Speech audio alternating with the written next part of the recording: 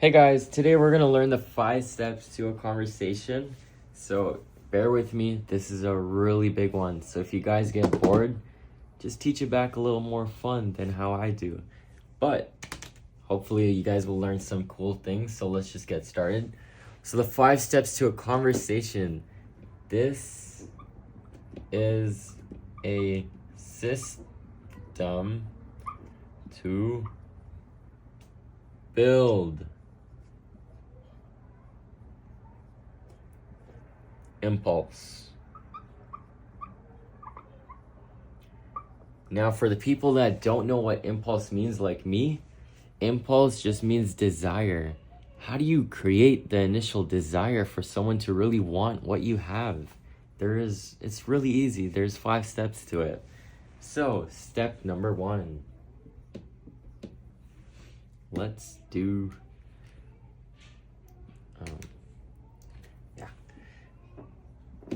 introduction. So the introduction, this is the customer's first impression of you. So you have to make sure that you're spick and span with it. So there's a really easy acronym to remember this. And keep in mind, this whole thing will have acronyms, just so you guys have a little easier time remembering it. So the acronym for the intro is BWICS. BWICS. Do you guys know what that means? Me too. I don't know, but it's easy to remember. So, first thing is broomstick theory. What is the broomstick theory?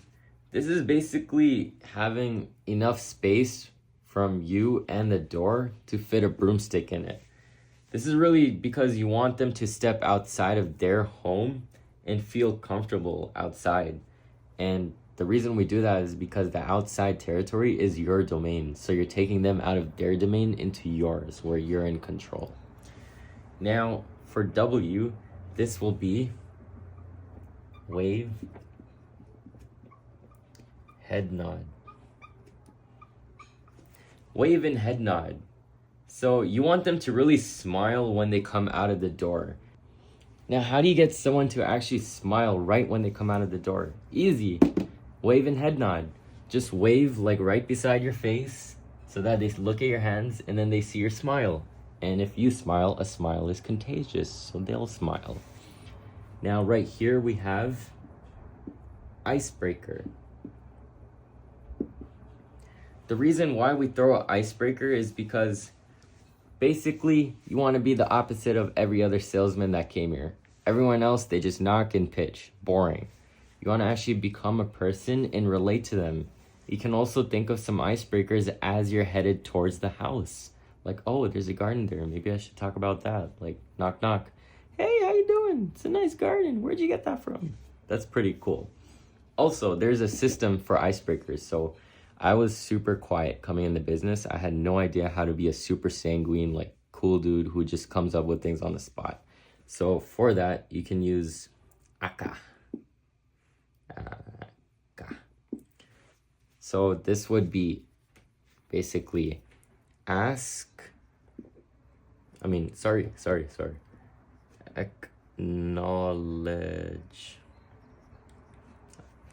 Kind of acknowledge, I don't know how to spell it. Like, acknowledge what they have. Like, they have some nice shoes on, so acknowledge it. Hey, dude, you got some cool Jordans right there. And then you compliment it. I love the baby blue on it, man. It just suits you so well. And then you ask, where'd you get that from? Online or in person? They'd be like, oh, I got it in person. I went to the mall and grabbed it. And yeah, that's kind of how you throw in a little icebreaker for people who don't know how to talk like me. And then you got a C. This is CBL. Confident body language. So like confident body language. This is really important. This does not start when you're at the door. It actually starts while you're walking. So there's something called a fishbowl theory. Ask your upline. But while you're walking down the street, other people from their houses are literally looking at you and they always see you. So how are you walking? Are you walking with a purpose? Or are you walking kicking the grass and walking on people's lawns? Just be mindful of that. Now, there are 3 types of confident body languages. First one is Calvin Klein. Calvin Klein is basically, it looks like this, if I can draw it out. This is someone's foot. So all your weight is on the back leg, and you're just chilling like a cool dude. And this is the wall or something. So Calvin Klein, all your weight is on the back foot, and your toes are pointed up. So this ensures that you're not leaning and hovering into the person. It's really important for people who are above 5'5". Now the next body posture is the Captain Morgan or something. Some pirate, I guess. So let's say you're on like some apartments and there's stairs and then the door is like right there. It's kind of like sketchy, just standing. You don't want to stand right here because when they open the door, you're just going to jump scare them. So what you do is you stand like this.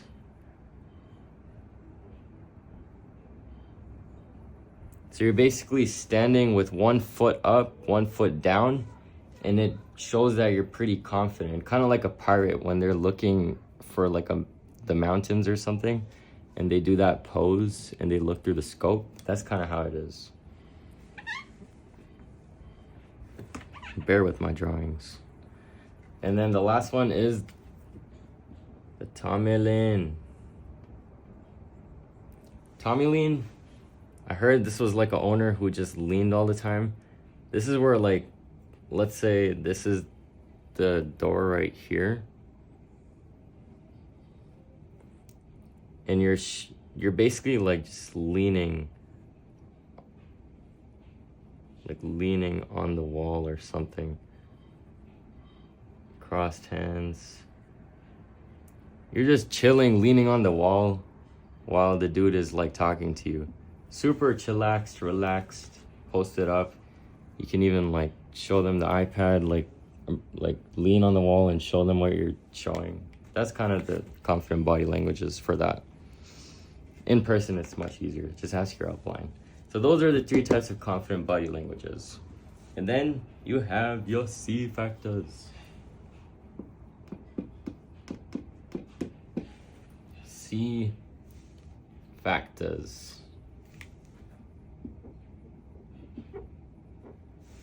So C factors, this is basically smile,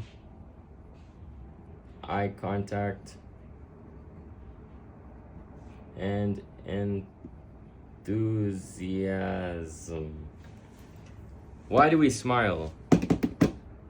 So that we can build trust. So we can make it contagious, because smiling is contagious. Why do we do eye contact? So that we can build trust. When you're looking at someone, it showcases that you have transparency. You ever seen a kid, like, they kind of like ate all the candy and then they come to you and you ask who ate the candy, and they're just like quickly looking at you and looking away and looking down. Guilty. They ate the candy. So maintain your eye contact. There's a rule. It's like 80% look at the person and 20% look at the thing you're talking about. And then you have enthusiasm. So enthusiasm is super important. This is basically building curiosity, because when someone is so excited, you're like, what are they excited about? I have to know. Or when they're jumping around, you're like, what is going on? I'm curious. So that's the C factors. Now, C factors, like I said, builds curiosity. So that's basically the introduction. You guys can take a screenshot or a photo, and we're gonna go into the short story.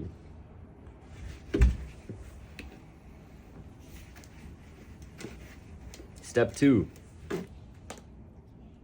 Short stare.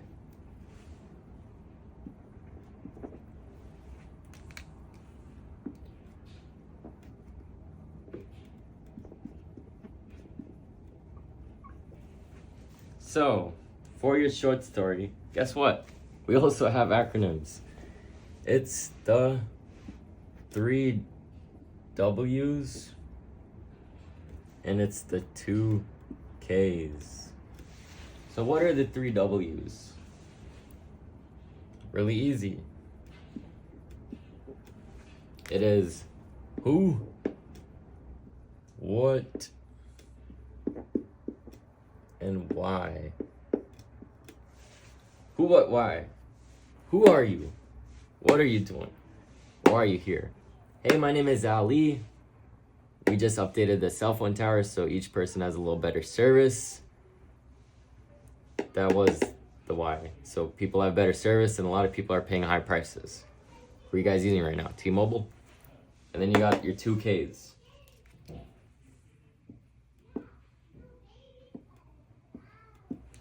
So it's kiss versus kill. Do not kill. Kissing is keep it short and sweet or simple. And kill is keep it long and lengthy. Do not do that. So keep it short and simple versus keeping it long and lengthy. Now that is the short story. Really easy.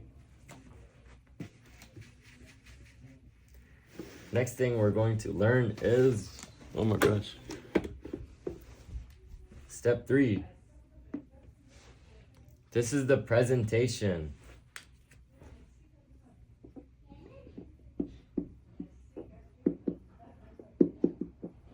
Dun, dun, dun. So this is basically providing information regarding the product that you are presenting to them. For me, it's AT&T. For you, could be Frontier. For other people, it could be Just Energy. But yeah, basically, there's another acronym for this. Think of the alphabet. A, B, and C. So A is ask questions to create problems. Ask questions to create problems. You want to do this so that they actually have a reason to keep talking to you, because if everything's fine, then they don't need your service and they're not your buyers, so you can go to someone else. So ask things like, how much are you paying? Are you lagging and buffering? Those things will create problems and it'll get them thinking like, whoa, what's the reality of things right here? Then once you ask the questions, you want to actively, super important, listen. Guys, you need to actively listen. If you ask someone, how much are you paying? And they say like $73. You better remember the $73 until the end of the sale so you can go back and refer to it. If you ask them again, how much do you pay again? It's like you look uneducated. You look not trustworthy. You can't even remember a simple price. So just actively listen. And then you also want to build impulse. Dun, dun, dun. Build impulse. Build that desire for them to really get it. This is your bread and butter on how to get someone to be desired, the presentation. So just build the impulse. And how do you do that? By building value.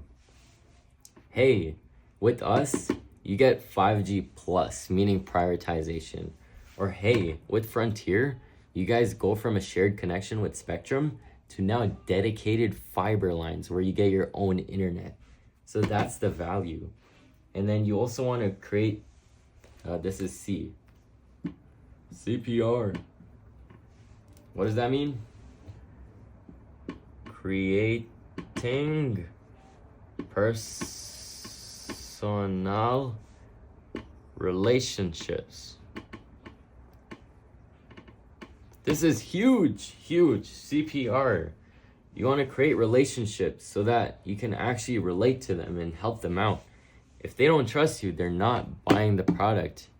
They have to trust you. So you do that by creating a personal relationship. Like, hey, you like plants? Me too. I garden. Where do you garden? Oh, I go to the same place. Now you guys have a little more bond and familiarity.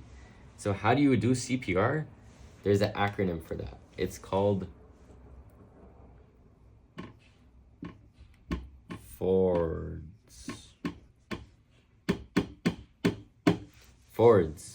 What is Fords? F is for family. Let's talk about like their family. They love that. O, talk about their occupation. Everyone loves to talk about their work. R, recreation. Ask them about their hobbies and stuff. What do you like doing? Skating on the weekends? If you guys like skating, message me. And D, dogs. People love talking about their dogs. Or dreams. You can do that too. S, sports. Ask them about sports. Talk about the game. If you don't know what it is, you can still be like, hey, I'm new to sports. Can you explain to me how it works? They love that stuff. And it'll help you create a more personal relationship so that you can actually build more trust and build impulse. So that is the presentation. Now we're getting somewhere. They're starting to like you. They're starting to like the product. Now they're at the height of impulse. They love the product. You built impulse. You built the value. You built that relationship. They want it. What do you do now? Close. Close the sale. Now, how do you close the sale? Guess what? We have another acronym. It's A. And what's the third letter of the alphabet? C. AAC. So, for A, you want to avoid silence or hesitation. Don't hesitate. They will catch it and they'll be like, whoa, why is he hesitating? Like, before you ask the price, if you like flinch or glitch, it'll bring up their guards. So don't hesitate. Then you also want to ask yes.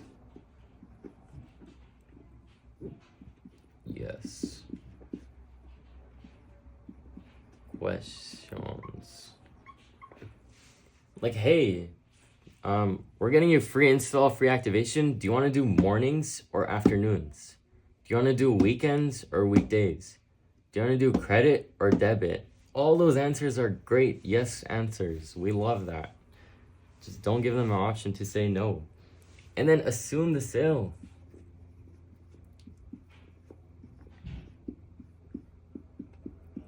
If they say mornings, great. You already expected that. Don't just be like, oh, wait, what? Huh? Because then if you're unsure about the product of them signing up, how would they be sure if you're not even sure yourself? They're going to back out right there. And once you get the yes question and assume the sale, you want to close with action. Close. If they say, yeah, I want mornings, just be like, all right, real quick. Here's the CSA form. I don't know what you guys do to close on your campaign. But for us, if it's like mornings or afternoons, for us, it's like they have to pay taxes on the phones that we sell. It's like $80 per phone. So if we're like, hey, right now you're getting free phones. All you got to do is pay for the tax, but you get free shipping too. Do you want to do credit or debit? They're like, debit. Okay. Go ahead and grab it real quick. I'll be right here. Point to them. Get them to close. Go grab your debit card. Close with action. Don't just stand there like a fish. Like, it doesn't make sense.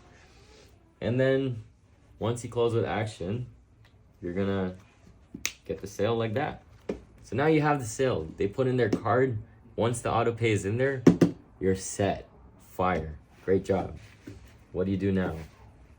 Step 5.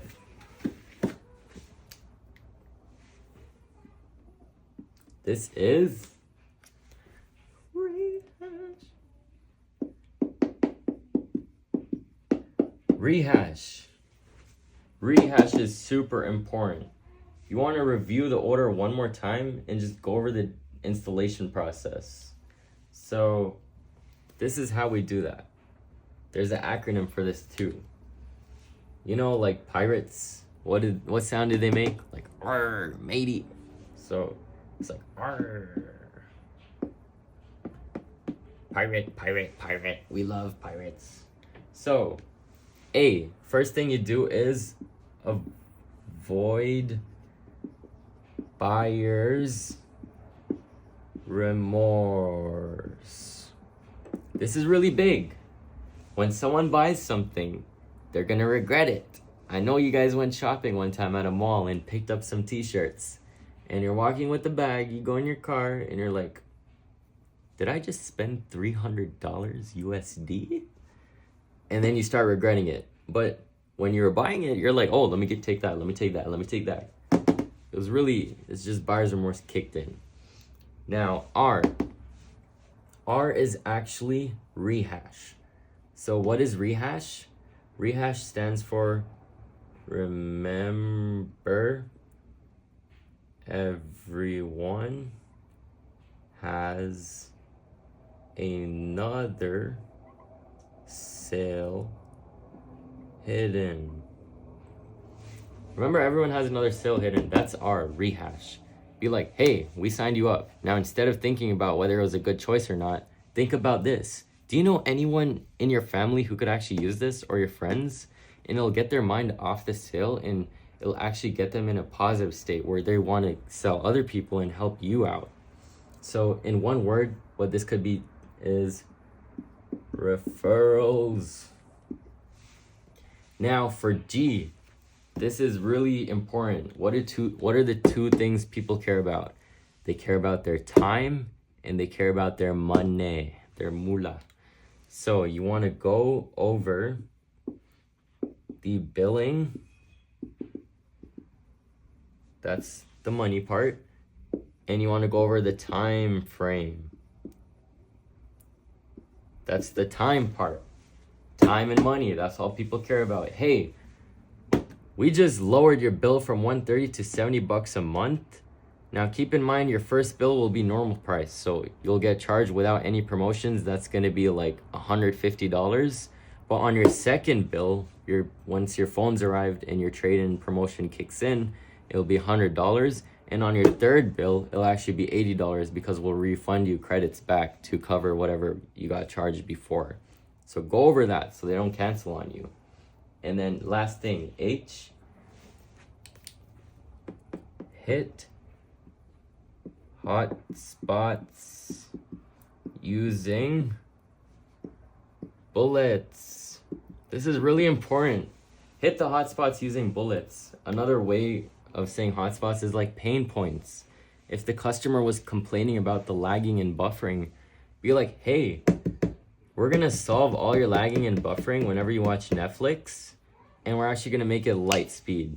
So you just say that at the end so that they remember why they did this in the first place. For AT&T, be like, hey, your service kept disconnecting in the parking lot. With our service 5G Plus, you're gonna get prioritization so you can actually get sustainable connection all the time. And that's the pain point that you hit. Or for energy, be like, hey, your energy bill is so high for no reason in the winter. We're actually gonna lower your rate so that you don't pay so much money all the time, and you can actually use the weekends for free as well. So those are like hitting the hotspots with the bullets.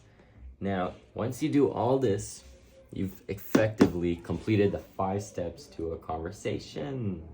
Now, there's a bonus video. So bonus, let me write it in this color. Bonus video. This is mandatory to learn. It's called the impulse chart. I'll create a separate video on that. This is part of your 5 steps. So if you learn the 5 steps, you need to learn the chart in order to be checked off.